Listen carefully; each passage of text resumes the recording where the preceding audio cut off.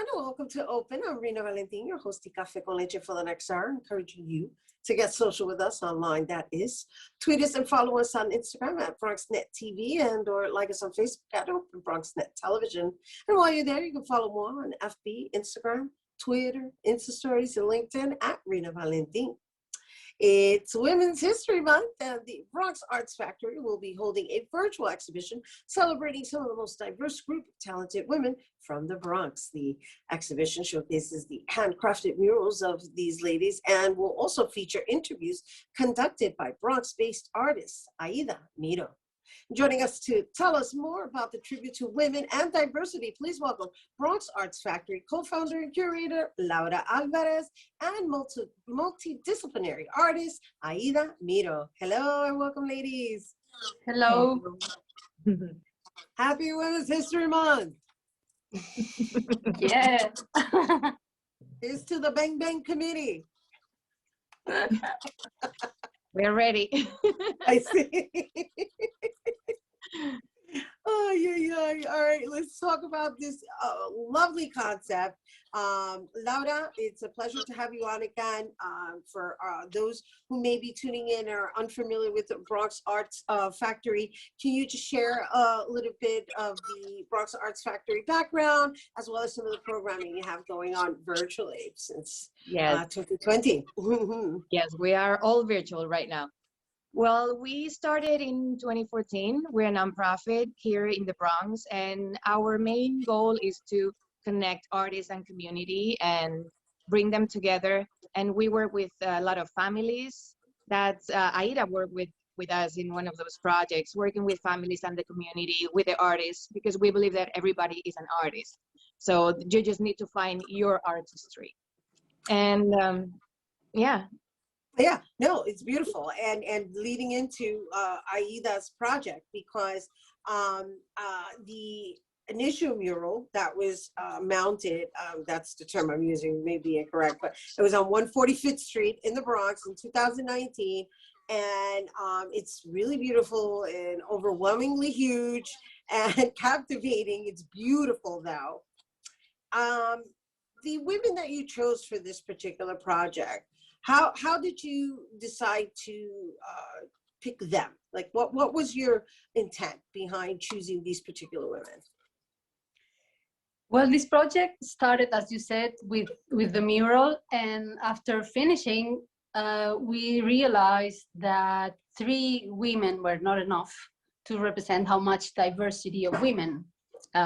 So I decided to present the second project, and this is a grant from the Bronx Council of the Arts. So this time I had to readjust the project.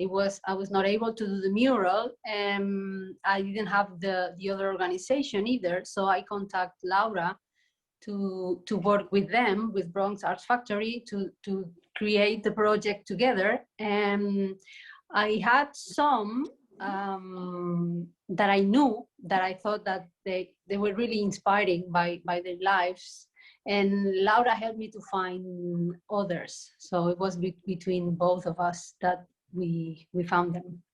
Right. So what I'm referencing is the fact that you have these community individuals that you basically immortalized on a wall, right? And so now there's this rendition, which is these beautiful portraits that we're going to be showing of rather visual arts drawings, right, that you created of particular women. They all look like artists to me, but I'm not quite sure. And that may be because I know Laura is one of your muses, and I saw Blanca Miskua is one of your muses, who I also happen to know. But what were the, what was the criteria in which you chose these individuals? Well, I wanted diversity, diversity, like all kinds of backgrounds, all types of ages, all types of nationalities, and how they relate to the Bronx and how they all live together. And I know some of them, are not all artists, but are a lot of artists, because I relate most with them. Right. But some others are students of the painting classes that I teach in Highbridge, and seniors, and some, yeah, graffiti artists and visual artists and singers and all kind. I mean, I All wanted to genres have of the arts. Yeah. Yeah. yeah. It's like you capture all genres. And speaking of teaching, Laura, I want to get back to you on this new program that you have with BronxNet called Art Time. I understand that it. First, I want to congratulate you. Let me start there, because I really, really appreciate that you not only are now offering, let's say, these services to anybody or BronxNet viewers, but that you've been able to take your artistry and then convert it into a media execution while still teaching art. That to me is brilliant, and so I just want to acknowledge you for that, you and the whole team over there at BxArts Factory. Let's just share with the viewers a little bit about Art Time and your pivot. Yeah, so Art Time was a project that we had in mind before, like for years, but we never had the time to really go and do it. So when the pandemic started, we started talking to Michael Max and some of the producers, and we decided that there was something that we could do, and we could use the money we had allocated for other events. Because, you know, all our events used to be in the street with the people, with the community. And that's where Right. we like thrive the most. But because it couldn't be done, we decided to go back into that idea that we had earlier on to create like an archive of artists, Bronx artists, and how they came to the Bronx and how they practiced their art and how they became artists. Because as I said earlier, we believe everyone is an artist, and a lot of people think that if they didn't go to school for that, or if they didn't, they can be an artist and it's too late. But it's not true. Artists can be anybody, anywhere. And by showing you different artists and their paths, you can see that there's not only one way. It's like as many ways as people, and that's how Right. we No, started with Art Time. it's Yeah, and beautiful. It's beautiful because it's like you're bringing out the artists and individuals who just may be viewing it, whether they're participating or not. No pressure. And so, Aida, I understand that there's another component to your exhibition. There's the virtual gallery, and then there's these interviews. What are you? What exactly should we be expecting in the interviews? Are they accompanying the art pieces, or are we learning about these women? What type of interviews? How long are they as well? Are about 10 minutes each.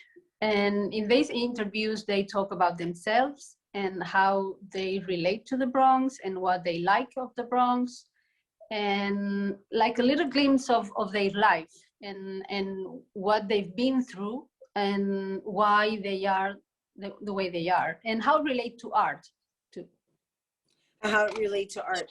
And so before we go, I want to just end with you, Laura, on just, you know, this whole pivot that we've all had to endure, and the fact that you continue to forge forward, not only with the Art Time with BronxNet you shared, you also have this 2-minute video that you put out, Creative Corner, which, by the way, everyone, Art Time is once a month on BronxNet television, and I think the next episode is coming out March 18th. And and just aside from you being an artist, creating, and being one of Aida's muses, which I think is so awesome. It's like back and forth. What is it that has been able to get you by in making sure that the company stays afloat, right? Because there's you as an artist, and then there's BxArts Factory, which is an organization. Mm-hmm. I mean, everything is connected. We really believe in the community and the strength of the community by working together. So this was the time to go out and keep going. We can't just let everybody down, because we know that there's a lot of families that they look forward our Creative Corner videos, as they look forward for our other events that we had in person earlier on.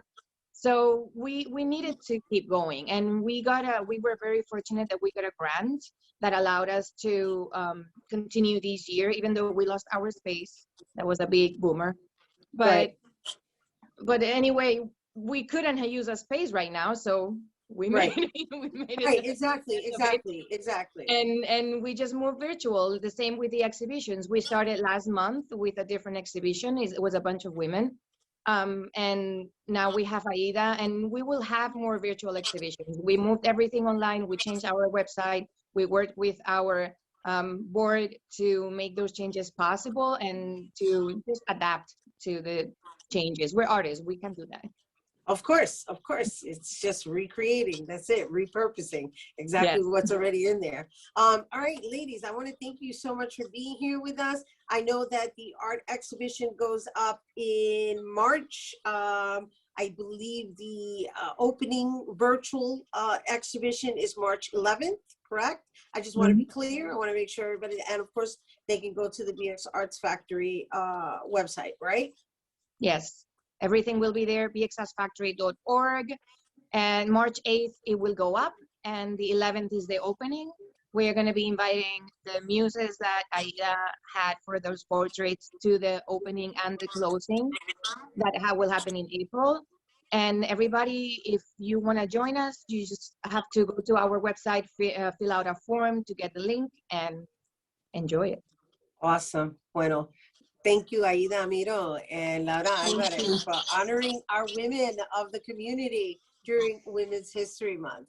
And you guys, a tribute to Women and Diversity by Aida Miró will be virtually displayed on March 8th up until April 2nd. But to sign up for the virtual opening on March 11th, you can visit BxArtsFactory.org.